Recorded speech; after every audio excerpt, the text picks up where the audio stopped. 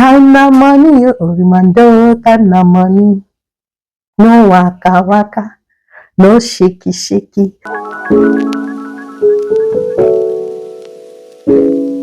Hey guys, welcome back to my YouTube channel. My name is Ada. I'm a Canada-based YouTuber. If today is the first time of seeing my videos, thank you so much for clicking and welcome. Please don't forget to hit the like button. Don't forget to hit the subscribe button somewhere here. That's the only way we can grow this community, and that's the only way my video gets visibility, and then you also get to see more of my videos. Yeah, subscribe. Anyway guys, in today's video I want to talk about everything driver's license. So if you're one of those people who is thinking of moving to Canada, especially Ontario, come forward, come closer, let me gist you. Move closer. Let me give you the tips, all you need to know about driver's license in Canada, and also all you need to know to get yourself prepared. So this will be like a step-by-step process of everything you need to know regarding driver's license here in Ontario, Canada. So without wasting much of your time, let's get started. So first of all, I want to start with, we all know what a driver's license is, right? So many people will say, oh, what do I need a driver's license for? Yeah, I was that naive. I was one of those people who will always say, what do I need a driver's license for? But guys, driver's license is as important as your international passport here in Ontario, here in Canada. Let me not even say here in Ontario. Driver's license is as important as your international passport here in Canada.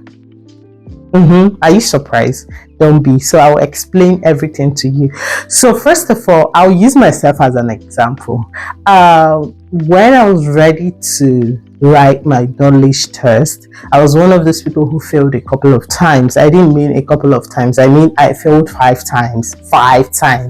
Now it doesn't mean that I'm not knowledgeable. It doesn't mean that I do not know what I was doing.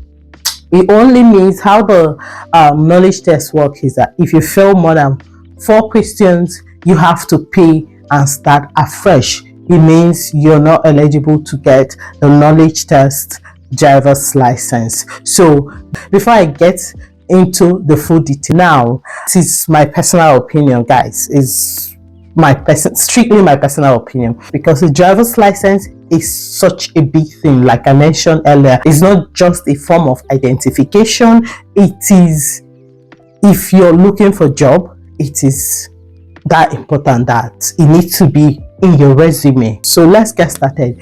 One is, how do I get my driver's license? How do you get your driver's license? I currently have my driver's license. I have the G1 as recommended in the Ontario law. I have the G2, and I do not have the final one, which is like the G. That's because it's not because of anything. I'm qualified to get the G, but I currently do not have it because for me, I have not made it a priority. But I have a G2, which will allow me, pass some certain stages when it comes to job requirements. But you need the full G when it comes to some type of jobs. In fact, some companies will not hire you if you do not have a driver's license. So let's get started with, how do you get your driver's license? First thing first, when it comes to your driver's license, you have to get your knowledge test done. What is your knowledge test? This knowledge test is just testing your ability, your knowledge when it comes to everything driving. The knowledge test has like a book. You can either go to the driver's license office and buy the book, or you can download some apps that will put you through on the step-by-step everything you need to know when it comes to the knowledge test. Or there's also like a pamphlet someone sent me during my own time. Someone sent me like a pamphlet. I should have even read the pamphlet, but I didn't. Oversabi won't kill me, so I had to use the apps, which for me, it didn't do what the pamphlet and the books would have done for me. Probably that is why I had to write my test for more than series of times. For my advice, I will personally recommend you either use the book or the pamphlets, because it will really go a long way to help you. Everything you need to know is in that book or the pamphlet. I don't know how to get across to you, but bottom line is that you will definitely get some tips online on how to go about it. So the knowledge test covers road signs, safe driving practice, and rules of driving. There are several rules to adhere to when it comes to driving in Canada. Guys, it is not the same. It is not the same with the way I used to drive in Nigeria. Let me be honest with you guys. It is not the same. Back home, sometimes we just do what we want to do, but here it is not the same. You know why? If you beat traffic, you're going to get tickets.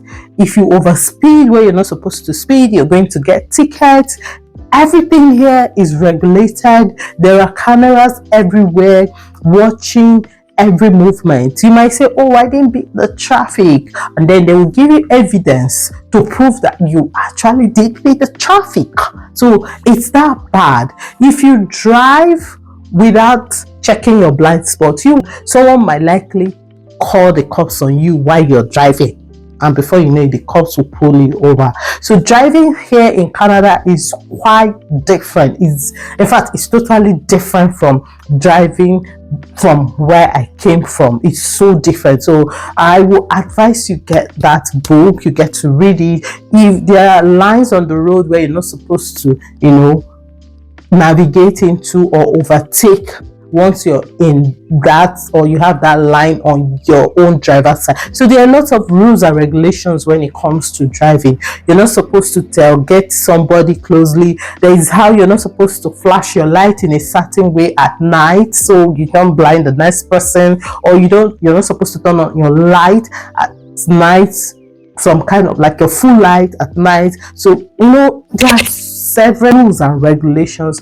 you need to obey. That is why they will have to put you through, no matter how many years you've driven in your home country. As long as you're in Canada, as long as you want to drive here, you must go through the knowledge test. And like I said before, the knowledge test covers safe driving practice, road driving rules, and road signs. So until you pass this test, you might not be able to go get to the next level.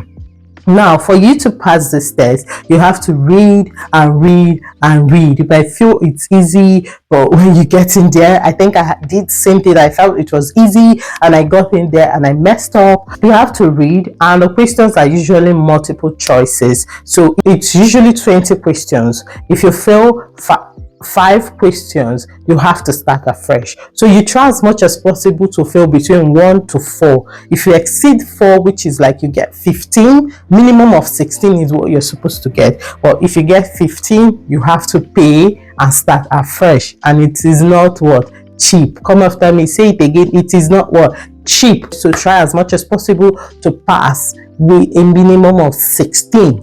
And once you pass your knowledge test, then you can now go to the next stage, which is in Ontario, once you pass the knowledge test, you get a level called G1. Now when you get G1, once you're done with your knowledge test and you've been issued that G1, the next thing is to go to the next stage, because with the G1 there are lots of restrictions. Some people drive with it, but if you drive with that G1, it's like a form of identification. For me, that's how I see it. It's a form of ID card which you can use anywhere in Canada, but some people risk driving with it. You're not supposed to drive with it because it is called the learner's ID card. So if you drive with it and you go into trouble, my brothers and sisters, you're fine, Jehovah, you're fine.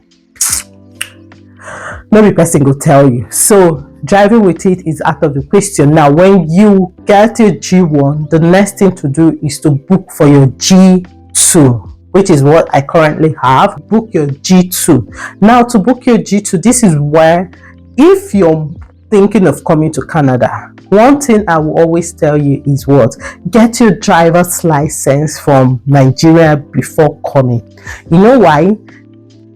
Here it is expensive. So getting a driver's license for with you from Nigeria will give you access to book for the G2, but can skip the extract part. You know, the only way you can skip it, you have to register to learn to drive in Canada, and it's so expensive learning driving here in Canada. This is the only way you will skip bringing your driver's license extract, because your driver's license extract is a proof that you've been driving in your home country, and it is also a proof to show that, oh, I'm supposed to, skip the G2. With your driver's extract, you can skip the G2 and go to the full one, which is called the G in Ontario, which is like the final one. I won't say it's the final one because there are other classes after the G, but this is like the one that almost every company feels very, very comfortable with. If you have a G license, they see you as a pro,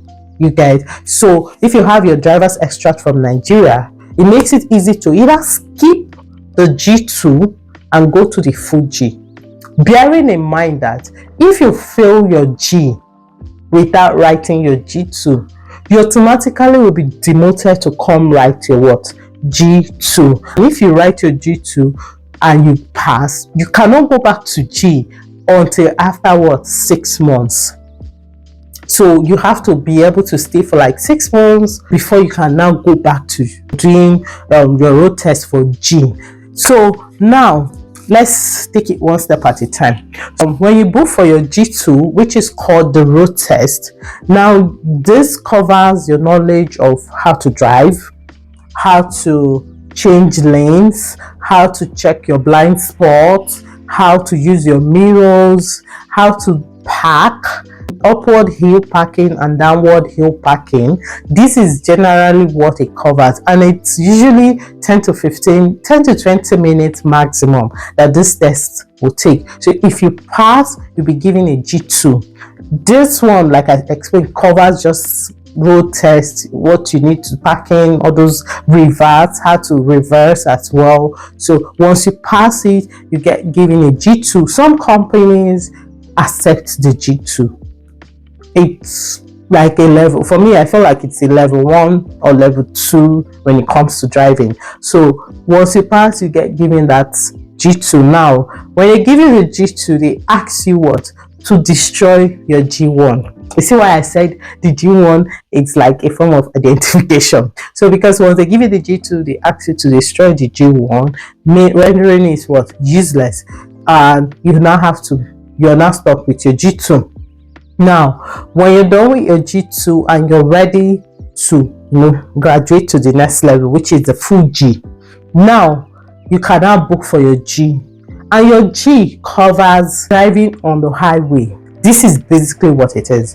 It covers you driving on the highway, maintaining speed limit on the highway, how to negotiate into the highway and all that. I don't think there's anything serious with G, but the problem is the fact that you have to drive on the highway is where the problem is. For some people, it makes them nervous, like you just get scared that you're driving on the highway, and I think this is why most people fail when it comes to tests for the G. Now I have a friend, or I've seen people that did the G1 and they were able to quickly get their G by passing the road test as well, and they got their G, meaning they skipped G2 to get the full G.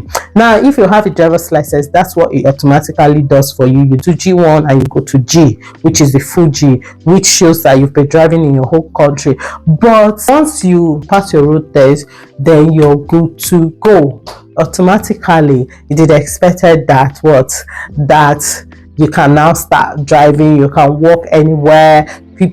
Any company can take you because you have a full G. There are other classes of driver's license, but this is like the most popular one.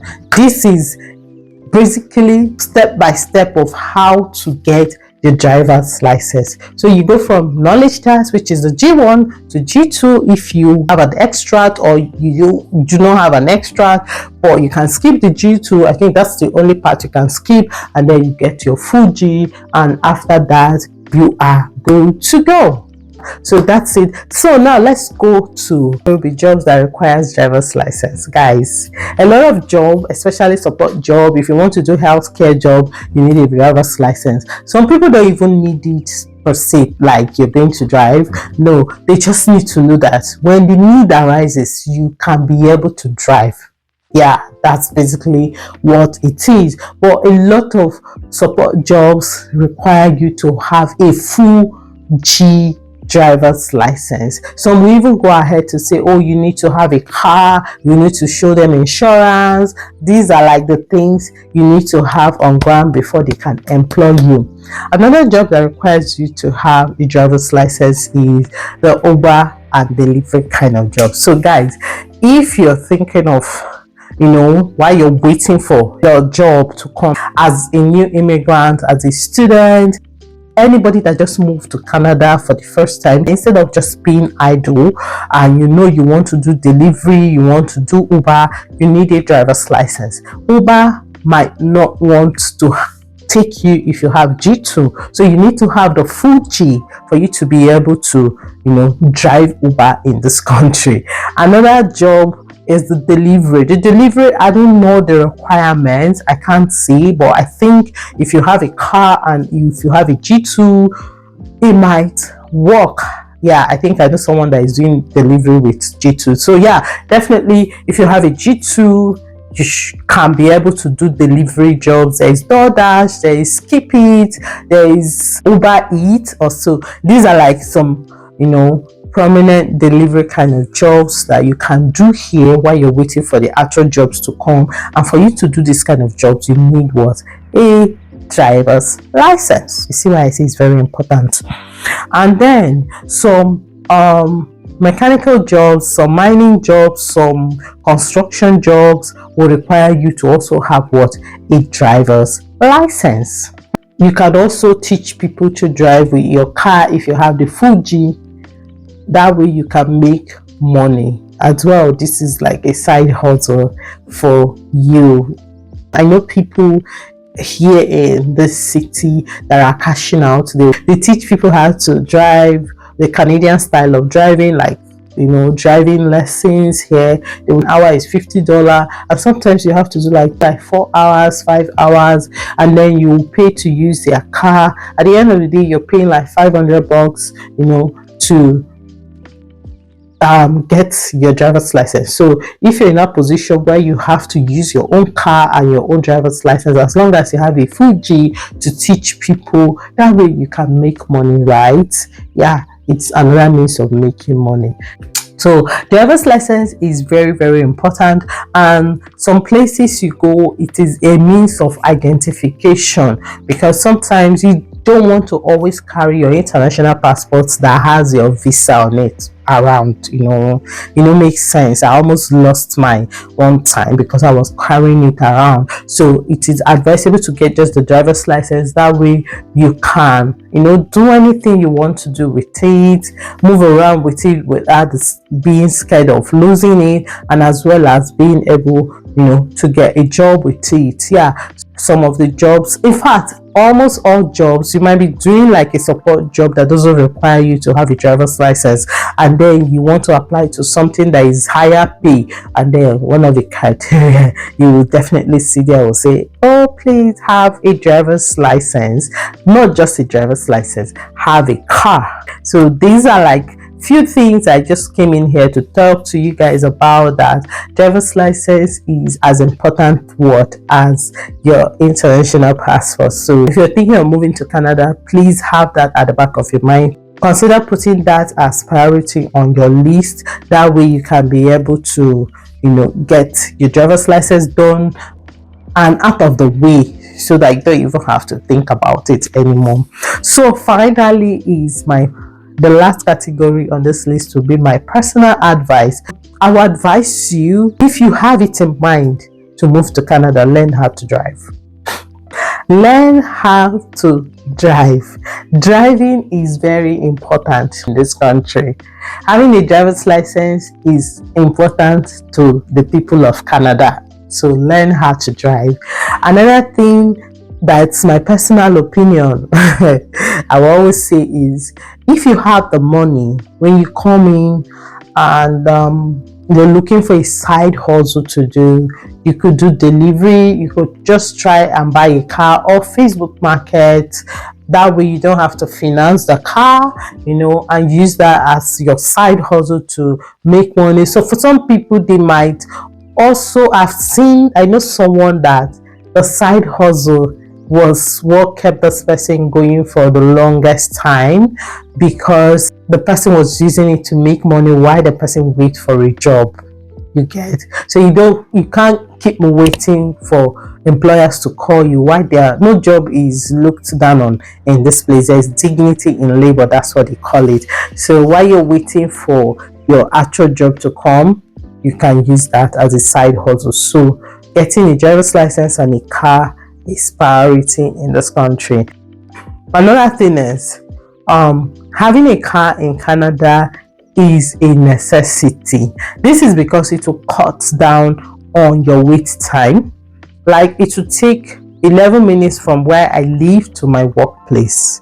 11 minutes by car if I had a car, and it will take me 35 minutes by bus, not including the wait time where I have to walk to the bus stop and wait at the bus stop for the bus to come, and then I journey to wherever I'm going to join the connecting one to my office. So by the time you include that, most times I leave like an hour or an hour 30 minutes before work time just to get to my office. So having a car is a necessity to save you a whole lot of time. And here, time is what? Money.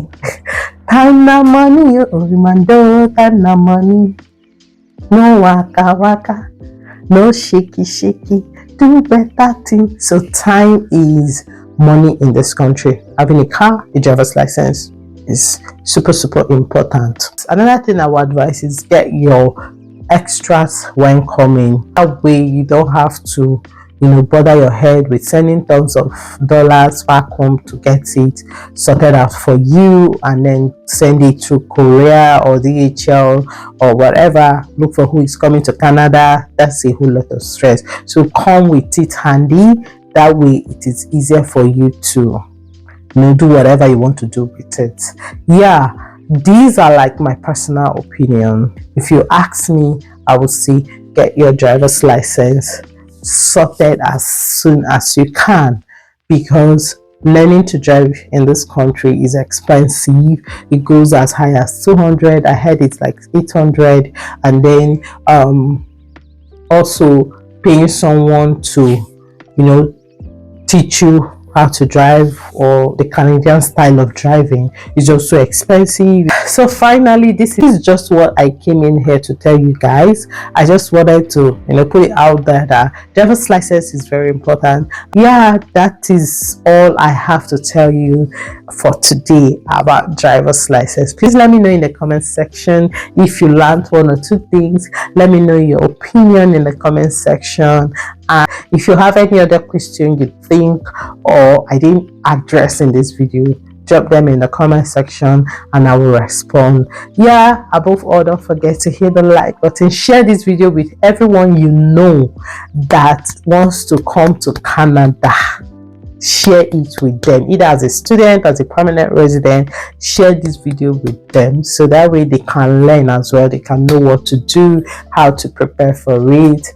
Yeah, this brings me to the end of this video, and I hope you enjoyed it as much as I enjoyed creating it. I will see you guys in my next video. Thank you, and I love you guys.